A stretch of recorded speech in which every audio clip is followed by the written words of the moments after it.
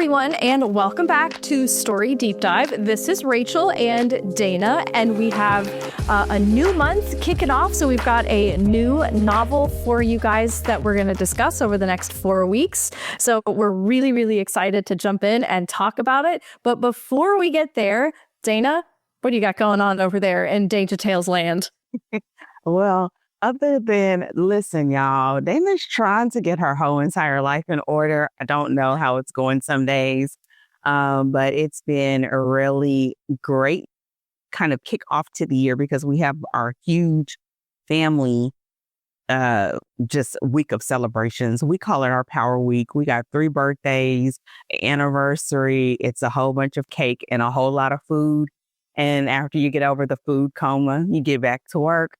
And so we've just been rolling. Our updated mentorship program is kicked off, which has me recording a lot of stuff because we're re-recording content, which is always so much fun to think about, like where the content started, and even the structure is the same. Just having students go through it and having their books out in the world and seeing what went well and how we can improve is always exciting. And so right now, I think I'm just doing. That's it. I'm just show up, do it. That's it. That's like the Dana specialty. Girl, listen, I don't know. I think it is. Listen, I just look at the checklist. I don't look beyond what's next. That's it. And have a really great time and just be in the moment. As people experience something for the first time, even though you've experienced it a lot. So, and so that's always good. So what about you? You're in a whole new year, got a whole new swag going on over there. What's going on at Story Cypher? Well, mine is the fact that I finally learned how to use lip liner, which I've told you. That's not Story Cypher stuff. That's just Rachel as a person growing. Priorities. Yeah. So now that we're past the holidays and we're getting into the new year, I'm kind of still in that place of like looking forward into 2025 and developing, like kind of putting in place like the structures and systems that are going to make 2025 whatever it is that I want 2025 to be. So a lot of that for me right now, I love so much that you are like living in the moment. I look at what's on the calendar. We're in it and we're doing it because you know me.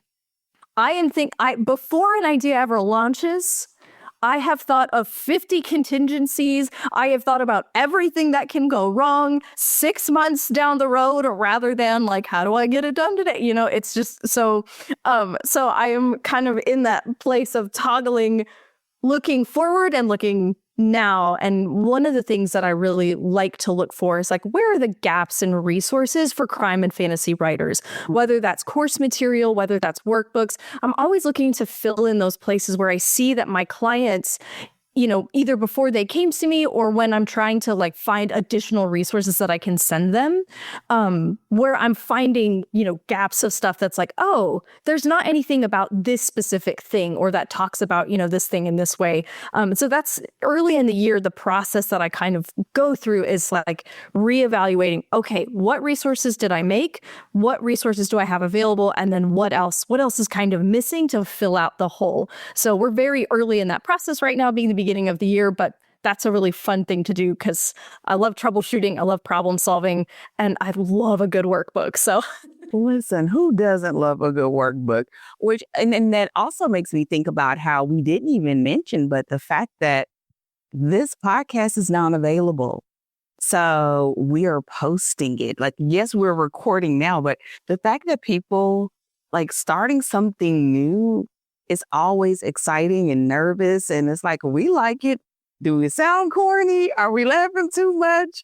But at the same time, like, I think our book selections and the conversations and being able to go back and listen to the conversations that we've had, especially because the books that we're talking about are books that we individually encounter a lot. And so yeah, that has been another cool thing too. You are workbooking it up, girl. Workbook this too. Shoot. Yes, man. Oh my gosh. Listen, I was literally today, I was editing our previous episode of the podcast.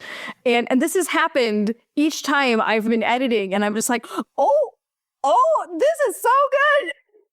So here's hoping that everybody else thinks so too. That you don't think you're cool and they're like, you are not. It's all good. It's all good. It doesn't matter. I don't care what nobody says. I like you, Rachel. You know I love you. You are. That's right. Thank you, Anna. I'm having a great time. So it would behoove you to rock with us as yes, light. You know, that's how we roll. That is how we roll.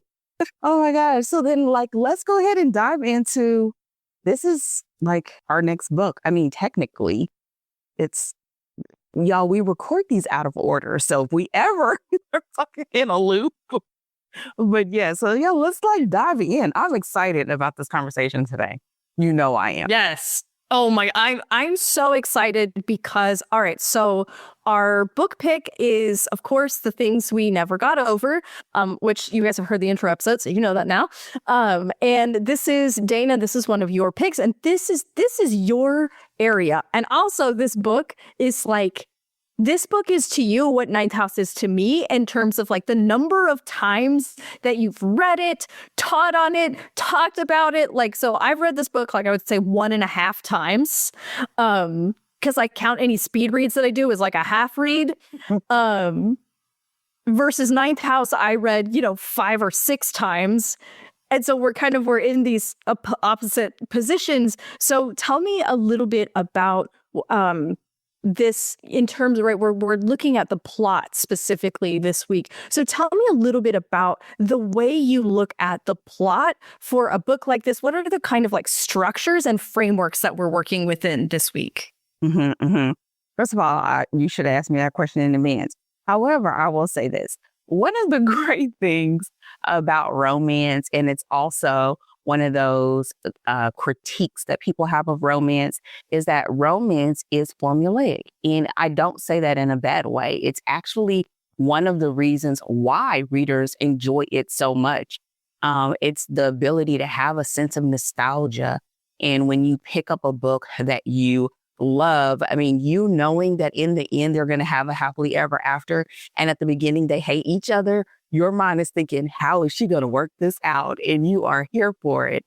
And so when you're going into this and you're reading, I think, how you read it as a reader, you listen, you kick back, put your feet up because this baby's a thumper.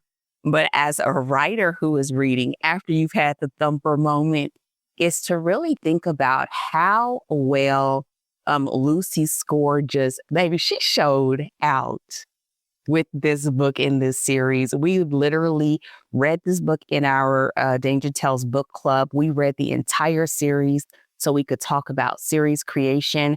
And I really believe whether you are a romance writer, cozy mystery, whether you're someone that wants to look at slow burn, if you want to look at small town dynamics, if you want to look at a story that is layered in all the right ways, this is the story that can do it for you. And there's some drawbacks to it based on some of those same exact things that I said.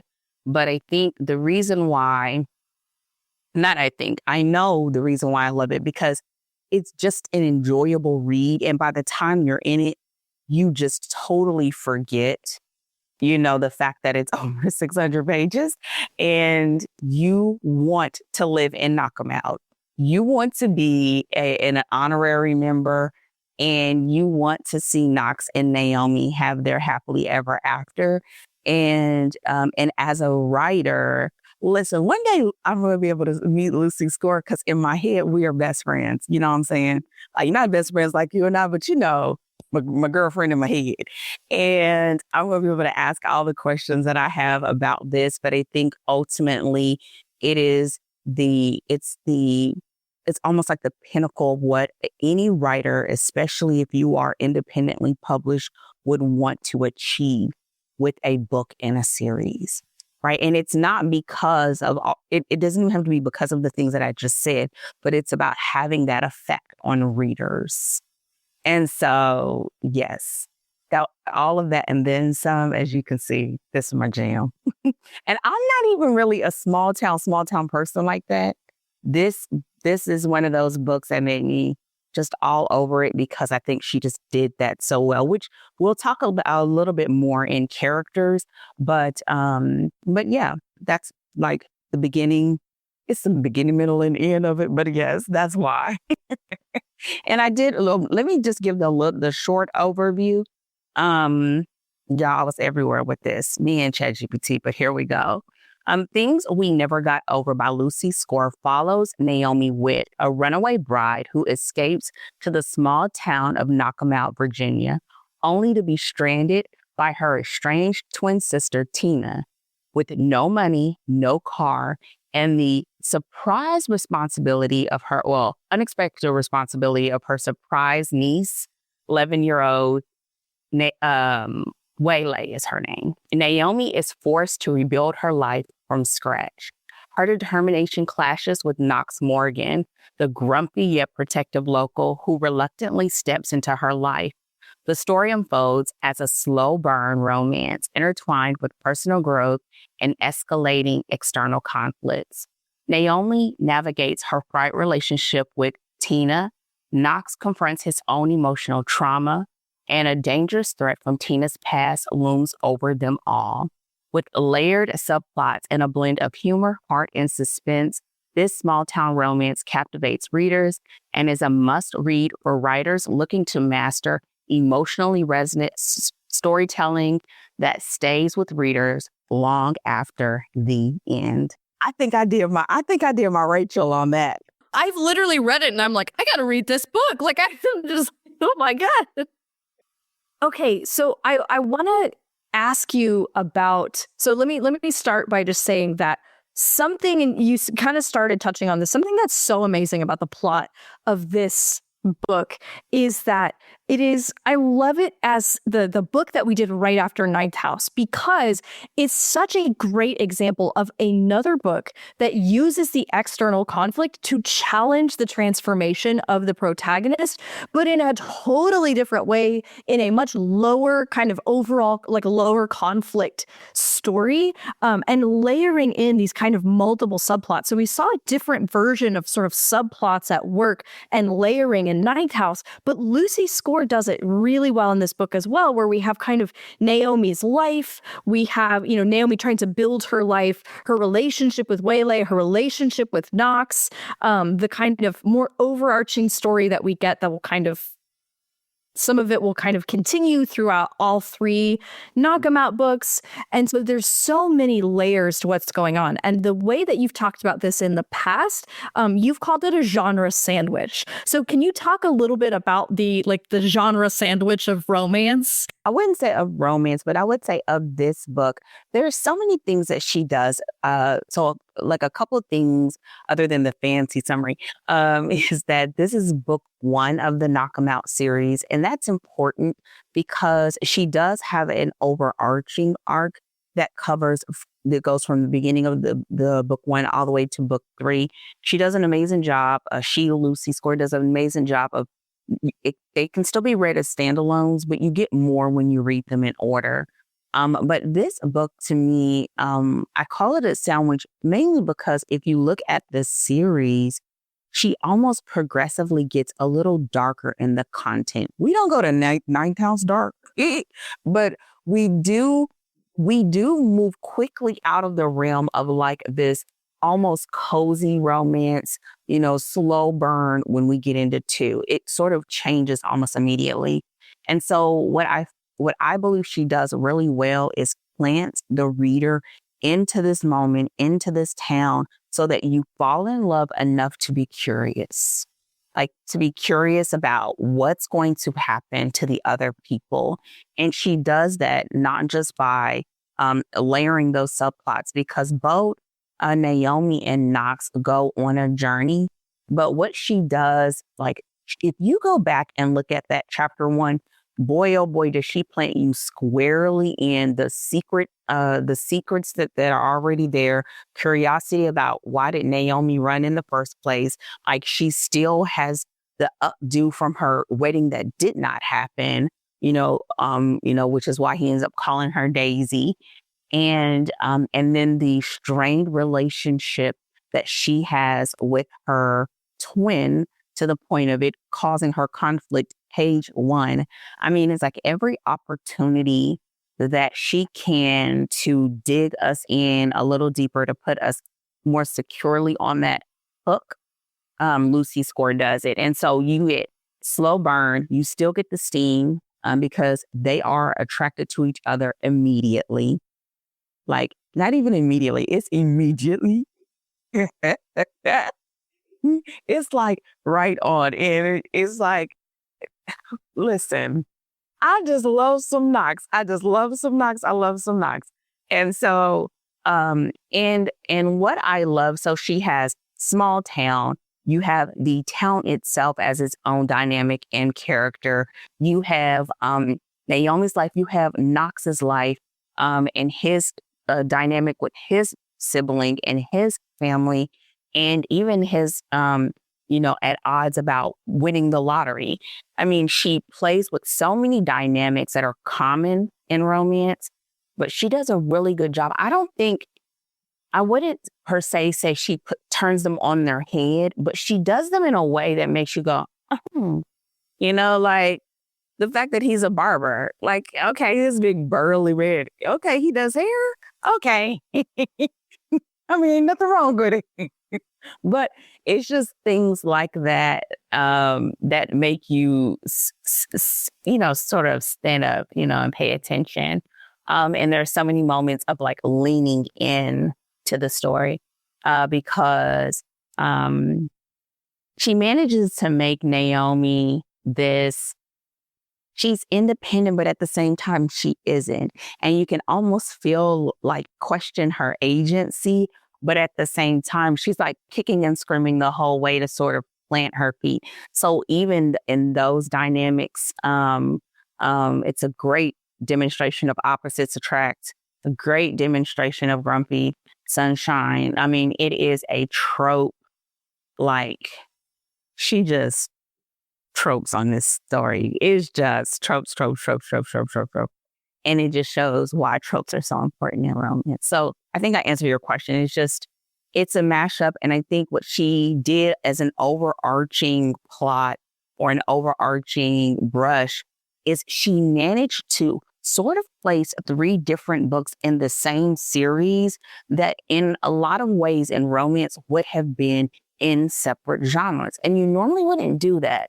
But I would like to, this will be one of the questions I'd asked her, but I would like to believe she did it intentionally because it did progressively get a little darker. And it was necessary. None of it felt gratuitous or just to do for shock value. It really was about where each of the main characters were. And again, it was this extension of being a part of this environment and with these characters that you wanted to see them find their happily ever after. But some of them, I mean, the costs were just greater for some than others because of what they had to overcome to accept that love in their lives. So it's almost like the conflict in book 1, like the conflict has to be at the level that it does in book 1 because of the way that she chose to like progress it, right? But she introduces us to it's sort of like an action plot, like this kind of overarching like action or suspense plot. I've read book 1 weirdly and book 3, but I haven't read book 2. But we do get this, right? Because the introduction of Tina and Tina's world, it's kind of, just like you said, it's sort of hanging over them. But because Tina's not on the page, what we're seeing most of the plot is Naomi trying to figure her life out and knock him out. So we spend a lot of time with Naomi figuring out her life and then the romance with Knox. And then when Tina, but then the mystery of Tina and where the heck is she and what is she doing? Why does she have my car? There's lots of questions about that.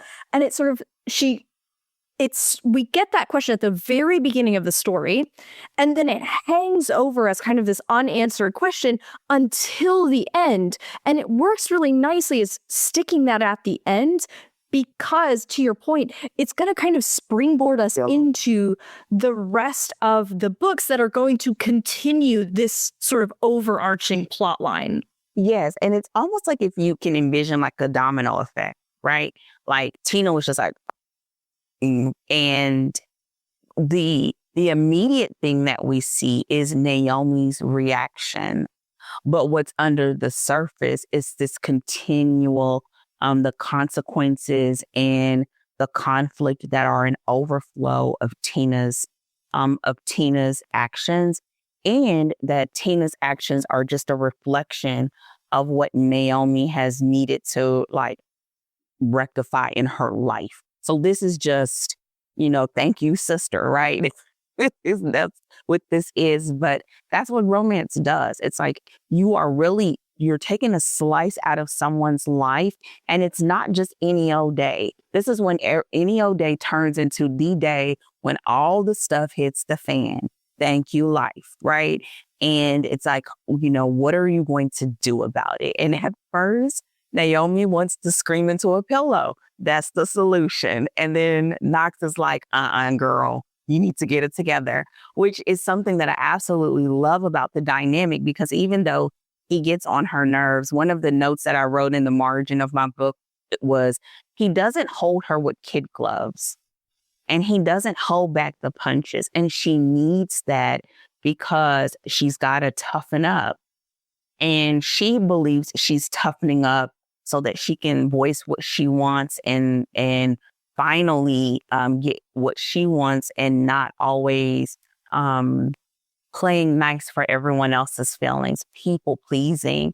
I mean, even in the beginning where she's like, I'm usually nice, but over my coffee, like this, you crossed the line, And I'm just like, even from the beginning, right? He's challenging her.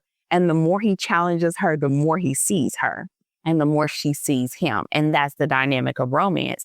When we talk about plot, though, it also becomes this sort of conduit of how the more they're at odds, it's almost as if the more they're being drawn to each other.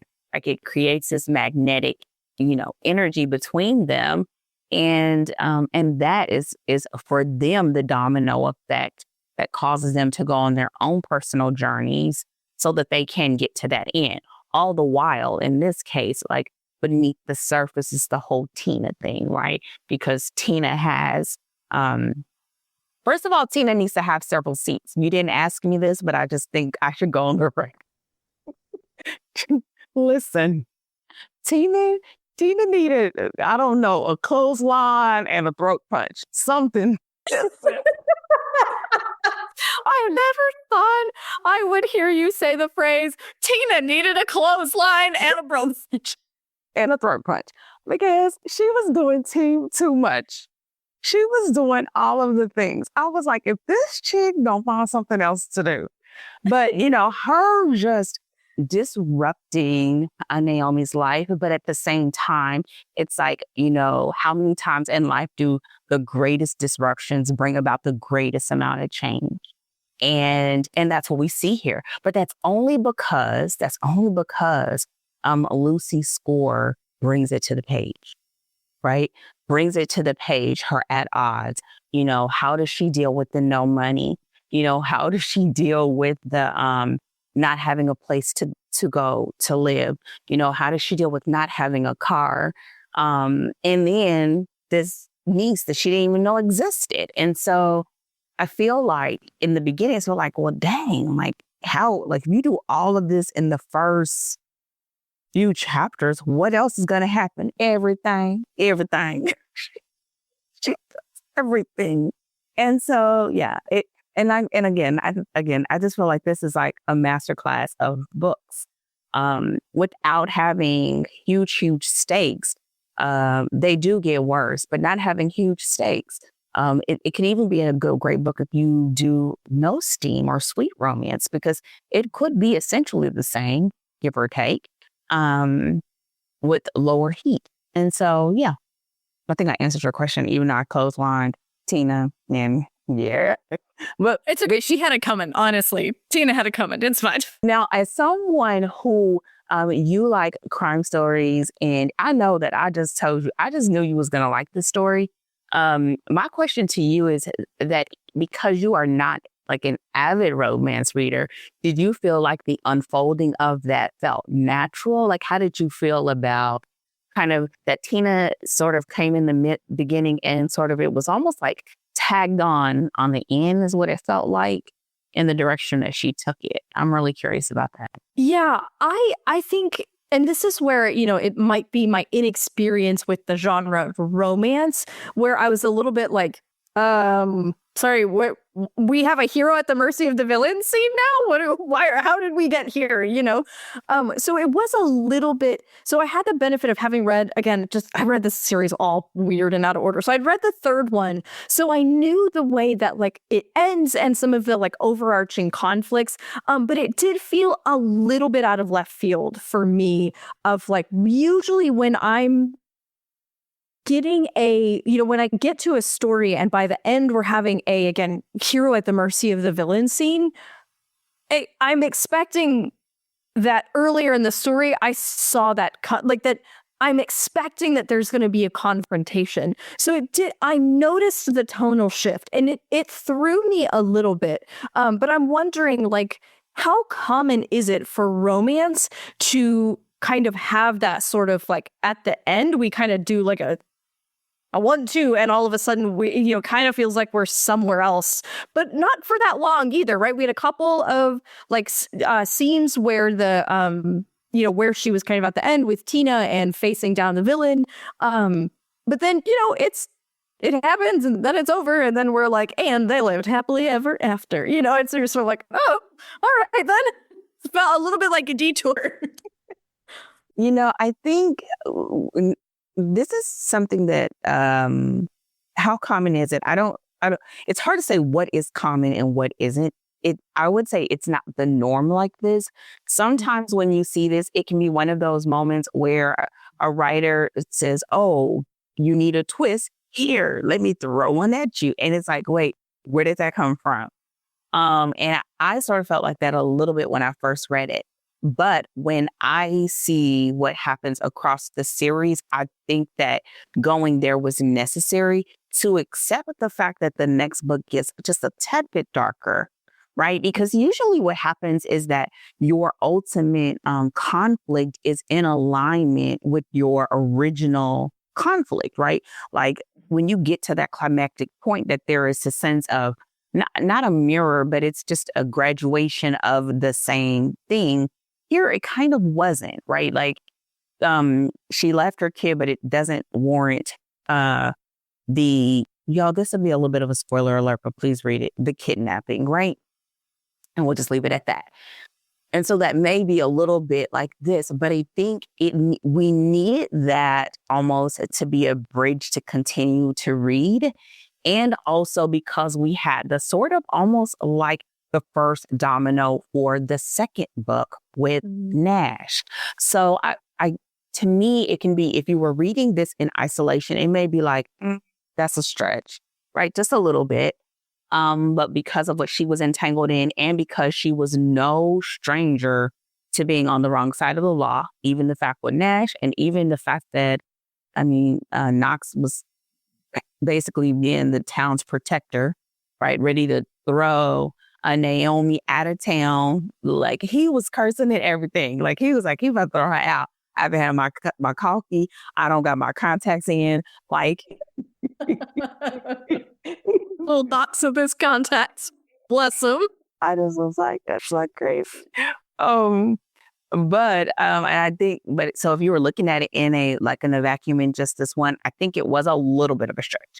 But because of the likes of what she was getting involved in, and because she was always looking for a big score, right? And that sort of comes with that, it causes shady things to happen. And she kept doing a lot of petty crimes, or whatever. And so I think that there's that, and the fact of where you're going with book 2.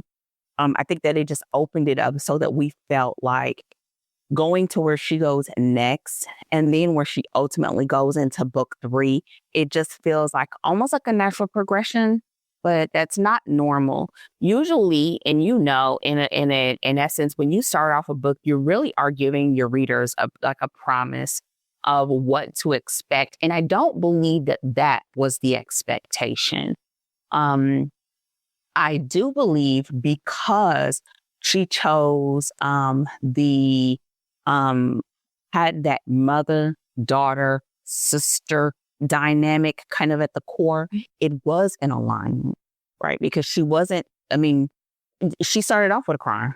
She stole the car, she stole the money, she stole the laptop, she laughed at her wedding dress, and she dropped off her kid and she bounced. So on one hand, would I recommend that we all do that? Probably not. Like I think you have to have a lot of foresight to make it all make sense. And I think in the end, it all makes sense.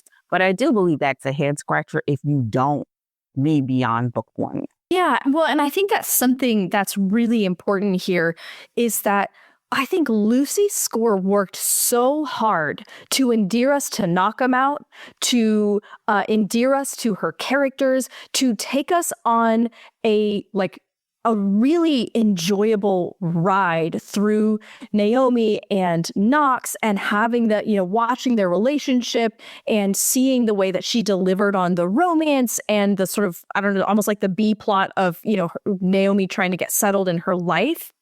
I think because of that.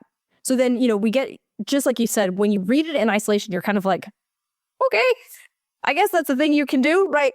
But because she endeared us through the other 80% of the book, right? The previous 80% of the book, I think that she did enough of that work. And she also introduced us to the other, our other series protagonists, right? She planted them in there and she endeared us to them as well.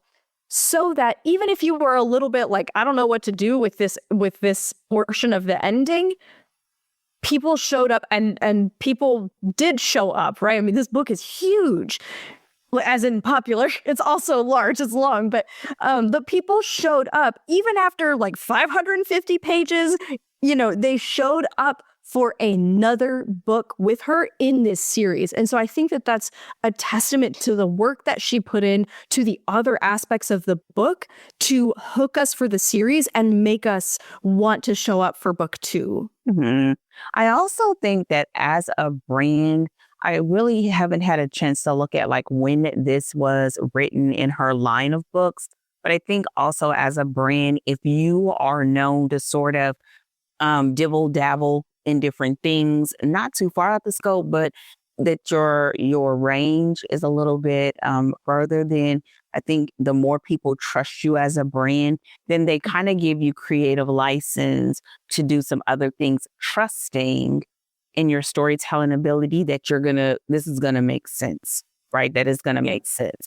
And I think she does that well because I've read many of her books and she just does a good job. I also think that as a brand, she's been able to sort of navigate in areas where some authors would be just small town, just suspense, and I think the reason why it works more than anything here is because we are sold on the people. So because we're sold on the people, we're in for the journey. And that's where her having this long of a book serves her well. Because we have been in, we didn't had all the drama, we didn't had the drinking, we didn't had the bar fights, we didn't had all of the things, we didn't had the chillaxing, getting a haircut and getting beautified. We've had all the things. So if this is a part of their journey for them to get to their happily ever after, okay.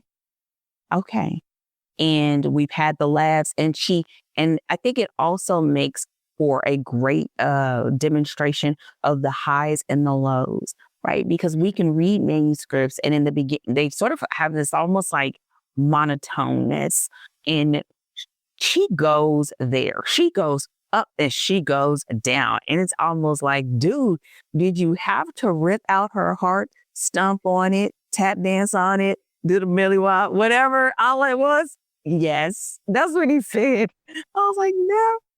And so, and so because she gives us the highs and the lows, I think that's just one more layer of us giving her permission to take the story where it needs to go. And I think that's a big part of the trust that readers have between the reader-writer relationship. And she has delivered saying like, I'm trustworthy.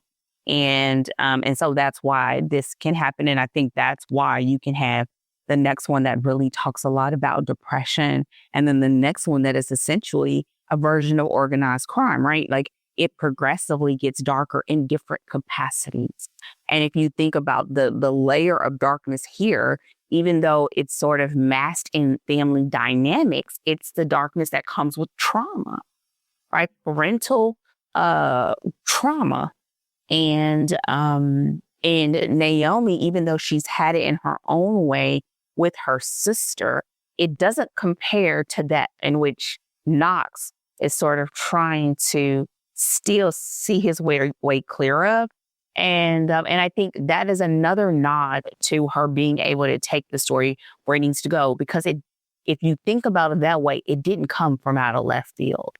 Right? You see this like, I can see the strings here and the strings there. And the fact that was Liza J, in the beginning, her house was always dark. She didn't open the right? Like people dealing with grief and trauma and in their own way. And it's sort of being masked, if you will, by laughter. But also this determination that even though like my soul is crushed, I'm going to still do what I need to do. And I think that's what makes people gravitate towards it. Because how many times do you got to suck it up, buttercup? You got to suck it up, buttercup, and keep pushing. Yeah. And that's what she's doing. And you just having where what is art imitates life. And so that was a long way to answer the question, but I think that's why with that sort of I would say it's a suspense. It wasn't totally out of left field because of Tina sort of just bouncing, and also those few moments of her coming back and stealing things and things like that cause it to sort of bring it back up like, oh wait, she's not just gone. Right. And then again, we see even that get progressively worse, right? Of like how far Lucy Score as an author is willing to put the female protagonist in harm's way, which isn't very common in contemporary romance. Like dark romance, it is common. Contemporary romance, not so much. And so, that she's willing to do that and how far she's willing to take that for transformation. Yeah, well, and there's a few things I want to kind of just like touch on and reiterate here is that, you're right that in the story, we do get these little, like there are these moments of criminal activity, right? Naomi's house gets broken into, it gets broken into again. There's this sense that someone is looking for something. And we do have kind of Nash reporting on, they are investigating. So something that I think she does well, even though the climactic moment felt a little, we've already talked about how it felt a little bit out of left field. In fairness to Lucy Score, she kept a pulse on that thread. It's not like, and this is where I think the easy mistake would be for a new writer, for a writer trying something different, would be you introduce Tina and then Tina disappears and then we don't really hear anything about it, right? Like not really anything happens with it. And then at the end, it's like, ta-da, we have a plot twist. Remember Tina? And that's when it would feel really like that. That's the kind of thing that for me would make me like throw the book out or if it was my client, I would be very nice about it, but we'd have a talk about it, you know? But Lucy's score, right? We get a pulse on these moments of something is still wrong in the background, even if we can't, but no one can put their finger on it. So stuff keeps getting stolen. Naomi's place keeps getting broken into, and Nash is kind of trying to find out what happened, right? And there's some even like Nash runs into some conflict. And so there are these little things that give you a hint that something is a little bit off. And then, because you're talking about how she goes, you know, she's willing to kind of go there. Even when we get to our sort of hero at the mercy of the villain scene at the end, because you're talking about kind of like masking over with humor, even that scene is a little bit humorous, right? So our antagonist is not very good at being an antagonist. Like he's kind of a dummy, right? And so what's great is because the series is going to get progressively darker, it's going to get a little more, you know, that conflict is going to get darker, it's going to get more serious, those stakes are going to get higher. But this book is just introducing us to that conflict. So she kind of stays tonally in line, even with that scene with the rest of the book, where there's a lot of like sad or difficult things that she deals with, but she keeps a layer of humor to keep a little bit of lightness to it. So we've been introduced to kind of this sense of life and death stakes that are going to exist within the series, but she's doing it tonally in line with the story that we're in now. So then we can shift into the new story and for the second book, and she can begin to give us cues that it's going to be a little darker. It's going to be a little hard, right? And she's warming us into it with this book. Yeah, that, and I also think when Nash gets shot. Okay, so yeah, we're gonna spoil that. I was like, Sorry. should I not say anything? And I was like, Nash runs into some conflicts, but it's great. Spoiler alert, you're gonna know some things. Read the book. Okay, y'all listen. Just read it. And you'll have fun anyway. Knowing everything that happens, you'll have a great time. Listen. I think that is where the ha-ha-ha's like, oh, like, wait a minute. Because there is a difference between life and death metaphorically, or life and death, I just won't be able to love you anymore, you know, to, oh my gosh, he's in the hospital. Literal death, actual death. And I think a part of this, I mean, which could always be just a whole nother conversation of just like this consideration of, you know, I love like creating series of like when you are looking at your series as a whole and you are deciding to take that sort of action, like, are you saying, I want to go here, and so we need to at least do this? And again, I think it was a nod, right? It was a nod to like, yeah, like we're putting jokes on this, but this is really serious because this is a kid that his dad really, you know, he's not the sharpest tool in the toolbox. You know what I'm saying? But, you know, it gets progressively worse. And so I think what that does, one of the things that I love about this is the fact that you sell your next book with your current book. And she sold that book too with this book. And baby, she sold Lucia book dream. Right? Like, and to me, that is one of the most amazing parts about romance. Right. And that's what we are. I believe it's just a part of being a full-time writer in the current state of publishing, but also because it gives readers a whole experience. It's like everything. And so yes, I think having that suspense, it's not a common combination, but suspense isn't just not heard of. And I also feel like the dynamic of the suspense being added where it was needed to almost like lift the problem up beyond what the norm was, because really it was a sort of just like, I don't want to say like the life tag, you know, and then just going back and forth, you know what I'm saying? And then get to the steamy bits. Oh, okay. Little chandelier swinging. All right. And then wait, what? You know, and this I was like, let me catch your attention, pay attention. And so I think that it just helps.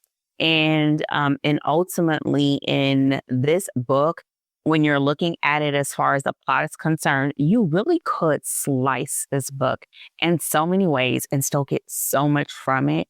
And when you take it in like the totality of it, even though the book seems like it only spans, I would say, a couple of months. Yeah, it's not a long period of time. Like, I would 6 to 8 weeks.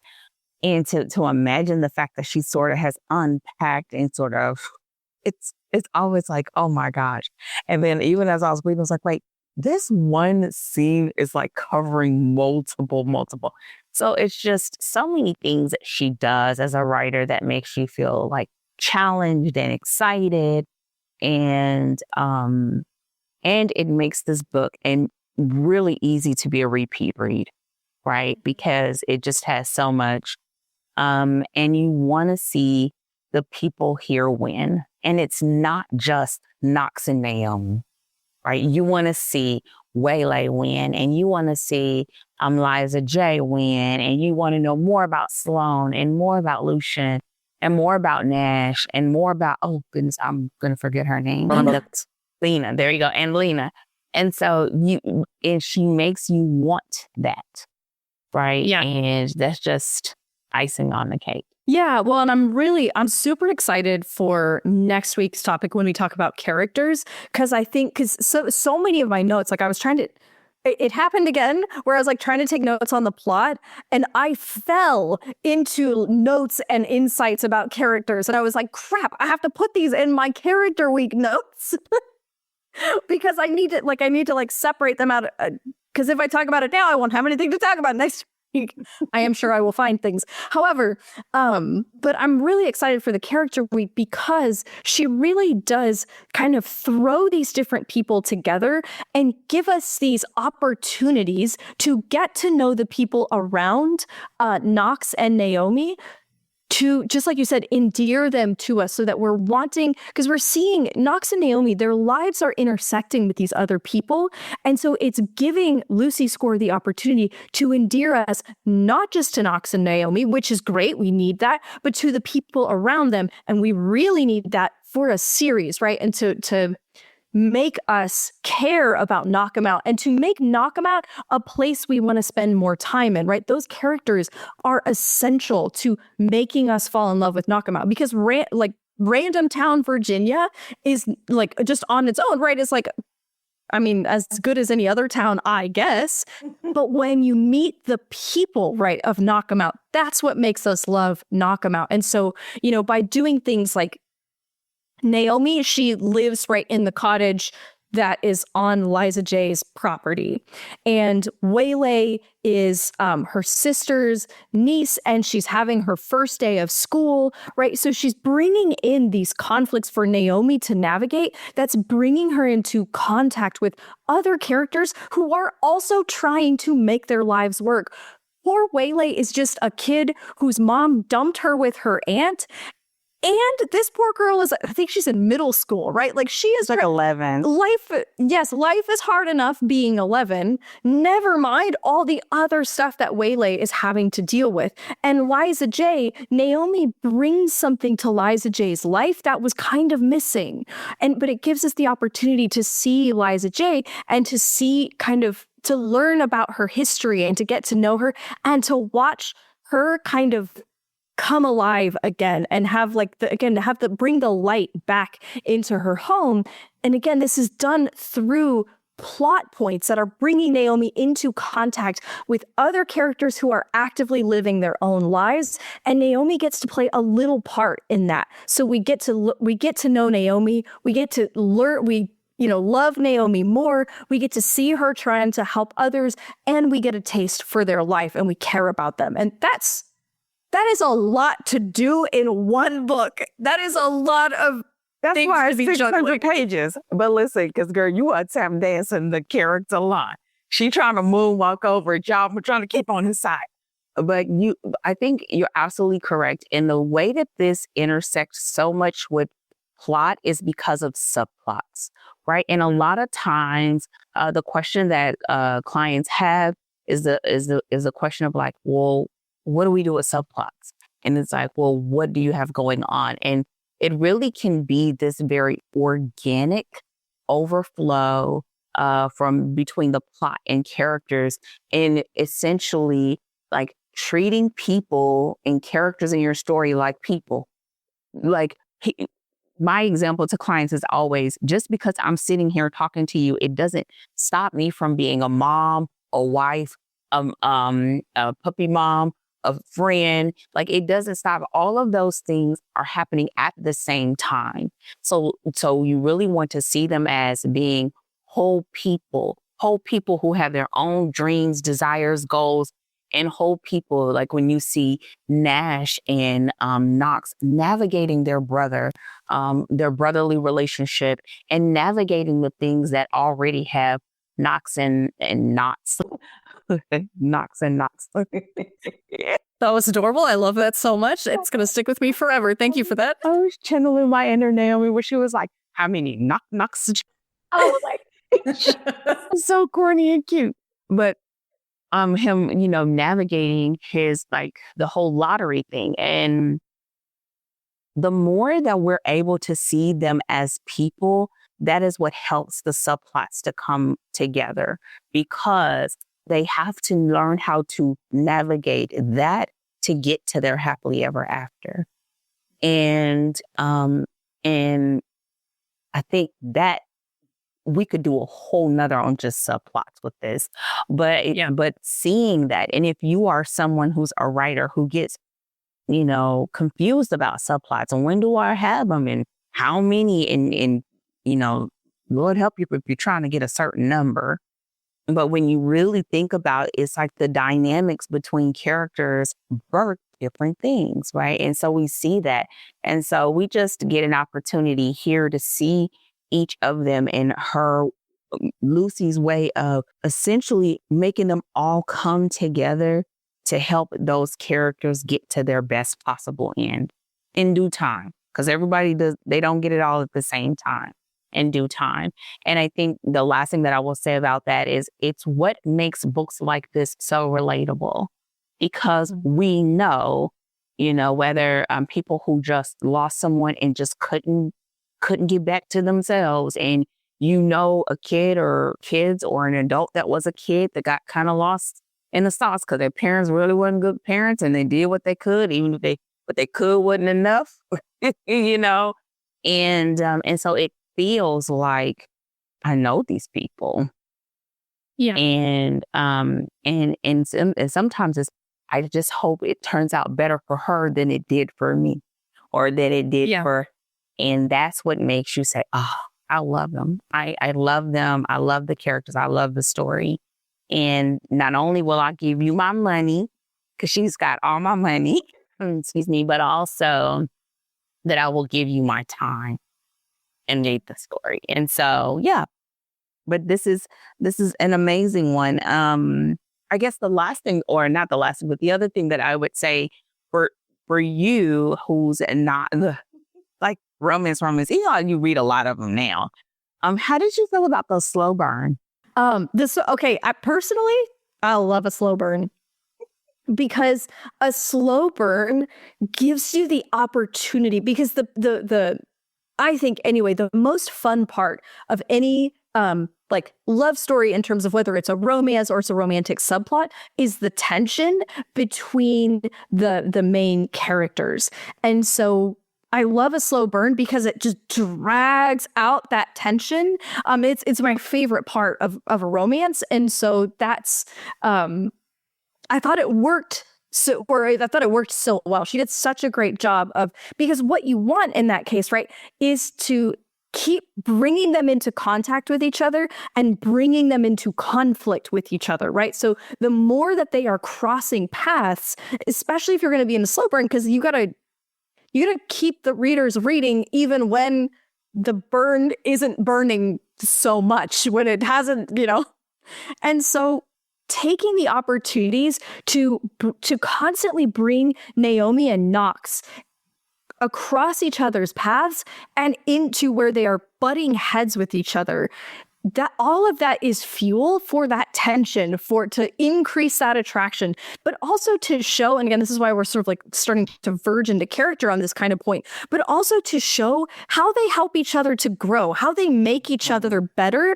Because I think that, and this, I'm spoiling one of my points for character, but one of the things that I think can do, and one of the things that's really useful, is to take the ways that they can help each other grow and use that to fuel them butting heads, right? Like the thing that's going to help each other grow is the thing that's going to drive each other crazy at first, because it's the thing that they each need from the other and they haven't integrated yet.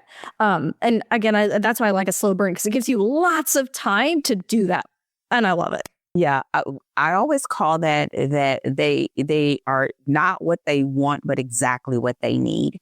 And she does such an amazing job of us seeing this from the beginning. Even when Knox was like, she looks complicated. Essentially, she looks highfalutin. She looks like she's just got commitment written on her forehead, like all the things. But he couldn't stay away from her, right? And so yes, I don't want to go into characters. So I will say this to all the writers that are listening, because I know we're about at time. I will say this, that this is an amazing book to look at the plot, the subplots.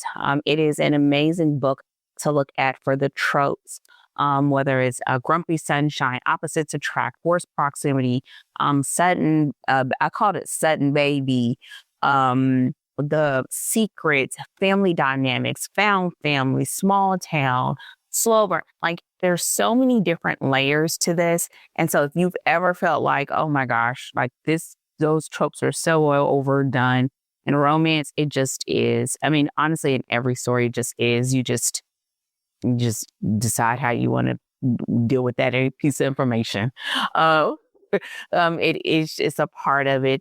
But I think what this allows you to do is to see how it's not just saying, here's a grumpy sunshine. You know, it's the fact that Knox is still a stinking grump at the end. And that is one of the reasons why I love this book. Love did not take away his grump. That just meant he wants that woman and she is his, okay? He was still grumpy. Love did not cure that, okay? And so I just love that. And how Naomi, even in book 2 and 3, she's still her bubbly self, and he's still his grouchy, grumpy self. It's just so good. It really is. And even and one of the things that we didn't talk about, and I guess it could spill over into characters, is the fact that I believe she wrote these characters well, along with the plot, to show how their nature was exactly what we got and is exactly what the other person needs. Knox's protectiveness wasn't solely towards Naomi and Waylay. Like, you can look even from the beginning that he was doing things and guiding her in such a way, her Naomi, to protect Waylay from the beginning. Even just trying to go and handle Tina, who ended up being, like, not Tina, who ended up being Naomi, to throw her out of town, was to protect his community. And I just find that so interesting, since a lot of the issues he had with his brother was the fact that he was in law enforcement, right? Which is a form of protection. But the point being that one of the endearing aspects, which we'll get into with characters, is the fact that was in their nature. And we see it through how the plot progresses and how they navigate. So it's just tropes, plots, subplots, in which we'll get to characters, that this is just a great story, whether you do it in physical, ebook, or audiobook. The audiobook is great too, to just dig into and have a great time. Yeah, and I just want to add one more takeaway from this book, and I think it's pacing. Pacing specifically when it comes to layering your subplot events. So, just as an example, because we've got lots of stuff, so we're trying to get our life together. We've got work, we've got Waylay, we've got school, we've got Knox, we've got family, right? We've got Tina, like, we've got so many things going on. But when we hit those key moments in the story, so if we think of the love story as being the core of the story, right? Like, this is the main thrust of the story and realistically what everybody's showing up for. We're wrapping everything else out around it. So when we hit the main moments of our love story, those other subplots are also firing on all cylinders. So since we already spoiled it, right? So Nash gets shot And almost immediately after that, we're right about at midpoint. This is when Naomi and Knox get together. This is when Waylay has her first day of school. And this is when Naomi's parents show up. So everything that happened when things, so it's like we're building and we're building and we're building all these subplots because so for example Waylay's first day of school, this is something we're building up toward for a while because Naomi's trying to figure out what all does she need. She's trying to prepare. She's never done this before. So when those huge moments happen, all the other huge moments are also happening. So you get that, you can feel those major moments and those major shifts in the story, not just because the love story is going somewhere, not because we've just hit a major moment there, but because everything is happening kind of all at the same time. So they're building together, they're exploding together, and they're falling together. And those things are happening in tandem so that we have a nice steady pacing, and it doesn't feel like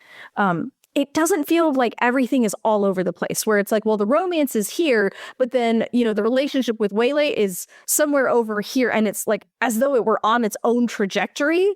Because if with the number of subplots she's working with, if everything was on like its own trajectory, it would have felt so chaotic.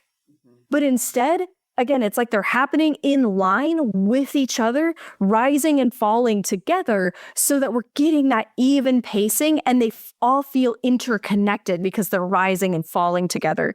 This one is a really, really good one to look at for that, because if you are managing even just one additional subplot in your story, you need to be aware of that and you need to pace it with the core, with the spine of your story. That is so true. And I wish I could draw, like in my mind, it's almost like when you see a DNA strand where like the sort of core is what it is, but then there's these elements that kind of feel like they're wrapping around. And this is also when if you're not careful, you can make it so that those other elements like the suspense overrun the romance. And that's not your intention either, right? That's the difference between being a main plot and a subplot. But at the same time, it's vital to the story. And we also know it ups the stakes. I mean, it just does. And so having almost making all of those touch points move in tandem makes it so that it does feel like a smoother experience. It also can be a great way for you to have sort of a checks and balances when it comes to your journey as a writer, right? If those core key moments, is everything sort of working together to either corroborate or conspire, right, against the moment and against where we are in the story. And I totally agree in that it's done well and it almost feels seamless, but at the same time, it's just like, listen, can she catch a break, please? Can we vote for a break? And by the way, when you're asking that question for your protagonist, the answer should almost always be no.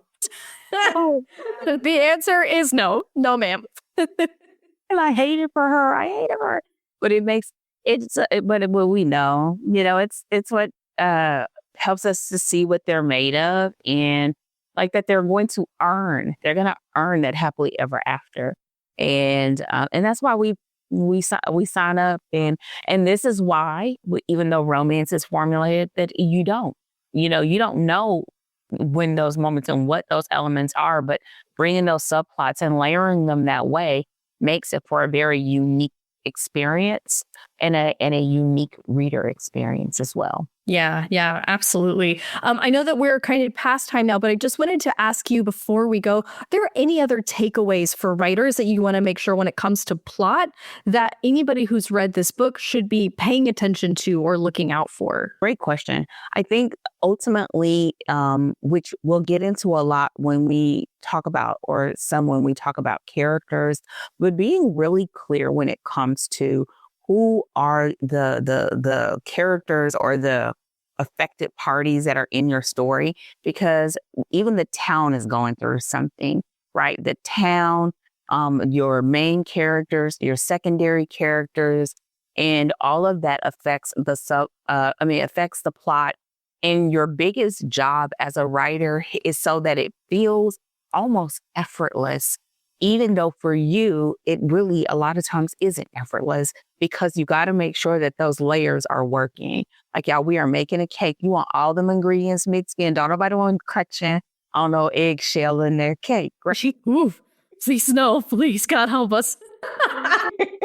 So, I think so part of that, so I think, so it's like understanding, and almost as if you are plotting for each one of those dynamics. And it doesn't have to be a hard plot, but every one of them should have a beginning, middle, and an end. Right. And when the scene goes in the end and, for the ending, in that moment, there should be a sense of peace, a hush falling over the room, over the town. And I think here it could be quick to totally forget that knock 'em out is part of it. The families are part of it, and figuring out where they fall in the spectrum as the story moves forward is just as important in this sense as the main couple, because it's a part of their love story. And so there's that. The final thing is, I think in this story, it's great to see that it is a huge collection of tropes, but at no time that the tropes run the story. It made it so that it just felt like that is who they were. We didn't feel like, she called him every way to call him a grump known to men. I stopped counting at like 7 or 8. I was just like, he was the Viking, he was Mr. Grumpity Grump, he was all kind of stuff. And it felt like that's who he was. And the reason why is because she found a way to make all of those natures of him and natures of her to sort of be infused in how they interacted and engage each other through the plot, right? Through the plot, and so not letting those tropes sort of take over, but that they're almost melted, right? Where it's inseparable from the experience that we're having as a reader. And that's when you own them instead of them owning you as a writer. And so, and we just love that. We just love it. Like, to be able to do that and be like, okay, I see you. Like, she didn't come to play. I just love it. And I think what it'll also do is allow authors to not be afraid or antsy when it comes to tropes, that they really can just be tools that are in your toolbox, and that really challenges you creatively to think about them in a different way. And how can I put this together and still make us love them, or however, whatever that love is. And the last thing that I will say for sure is when you think about the plot and you think about something that's formulaic, it almost feels like, well, then that means you've seen this before. And in some ways we have, but then in a lot of ways we haven't. That Knox is not a gentleman, right? And I think that's almost unheard of, because people don't realize that romance in a lot of ways is old fashioned. Even if it's extra steamy, it really is this thing of chivalry and old time love and courting and swooning and all of this, even if they say it in different ways, hanging from the chandeliers, one night stands, all that stuff. And the fact that she made this big, burly, grouchy guy who was protective of everyone that he loved, who was willing to protect her and a child that he had no familiar ties to or no responsibility to, even if it was just getting her to the station to get her car so he can go back to bed. You right? He just kept setting these boundaries, but at the same time, never was he something that he wasn't. He wasn't ever even pretending to be a gentleman, not even towards his brother. And I think that just gives you permission to take something that's a norm and sort of challenge it, where he still was our hero.